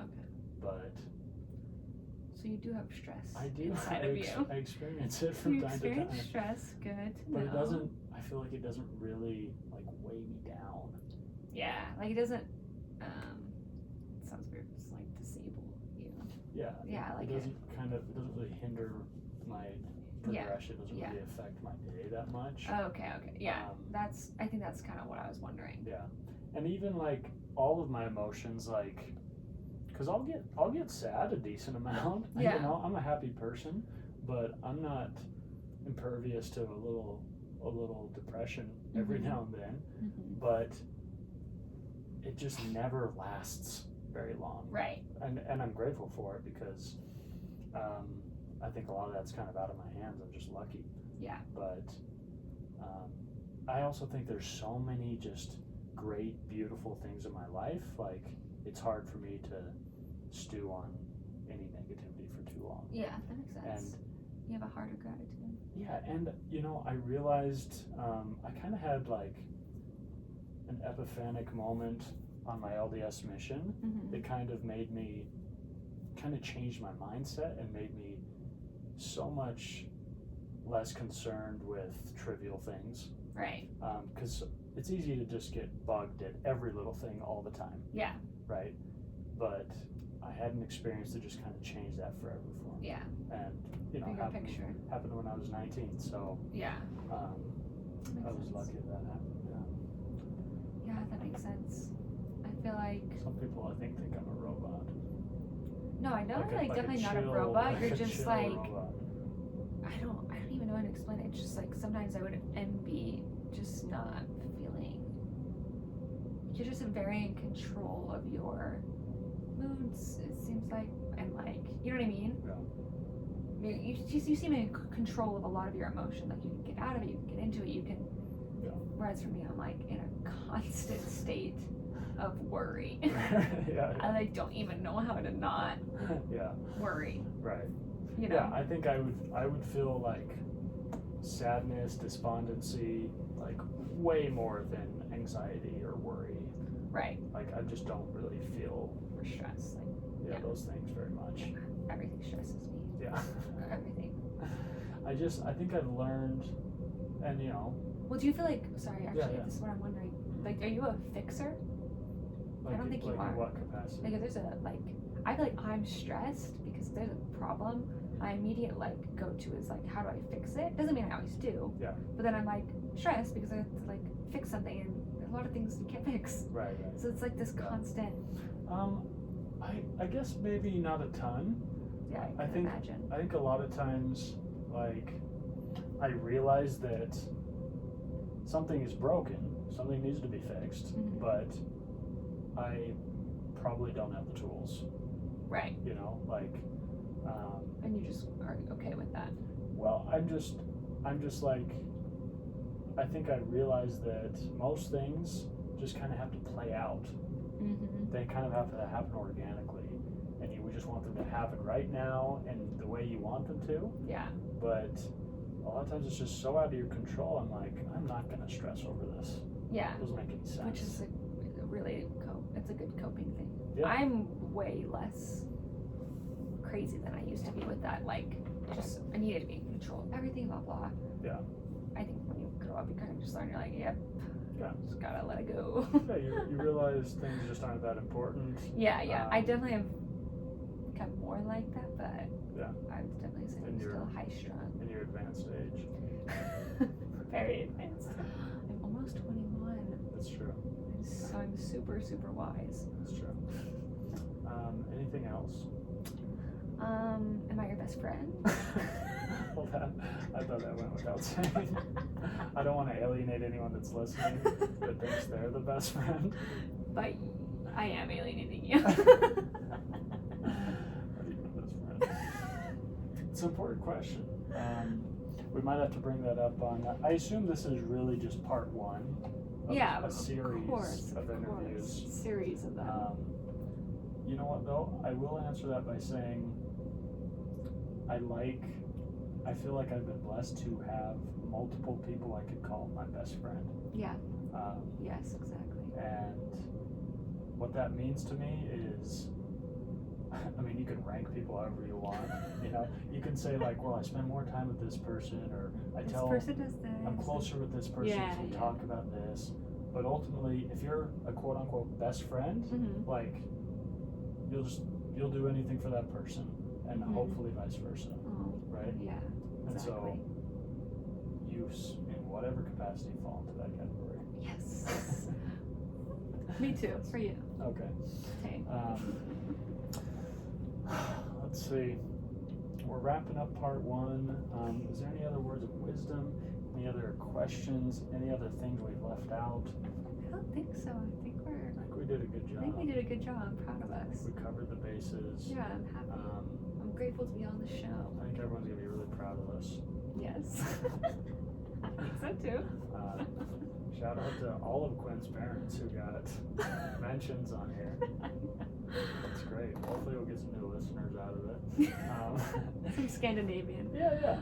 Anyway, we're gonna wrap up. You should all go check out Sweet Baby Quinn. She's on the media. It's just Quinn Driggs, right? Quinn R. Driggs. Quinn R. Driggs. It's only Instagram. Only Instagram. Only thing I dabble with. That's the only media she touches. But yeah, she's got a lot of interesting takes on things. A lot of her stories are just her kind of reviewing life. Ranting, not chanting. There's a little chanting, not a lot, but definitely a little bit. Mostly ranting. Yeah, mostly ranting, a little bit of chanting, like on the weekends. But yeah, she has a lot of interesting business endeavors she's involved with. Has really cool pictures because she lives in the Middle East and she's Nordic looking. She's not bad on the eyes. It's really a good follow. So give her a follow. And hopefully she'll be back for part 2. Yes, we hope so. She actually is contractually obligated to return because this is part 1 and part 2 must be fulfilled. True. So thank you so much for being on the pod. Thank you. Thanks for being my best friend. And we'll see you next time you're on the pod. Okay. Thank you. All right, please subscribe to the YouTube channel. We'll throw out this lovely video and tell your friends to listen to the damn show so we can grow and be rich and travel the world. That's all we ask. That's all we ask. We don't ask anything else. Nope. Except Easy enough. If we have any products, please buy them. Right? Yep. Okay. Buy my products. Bye-bye. Okay. Thank you and good night. Oh. You can hear now. Ending it is the hardest part. I know.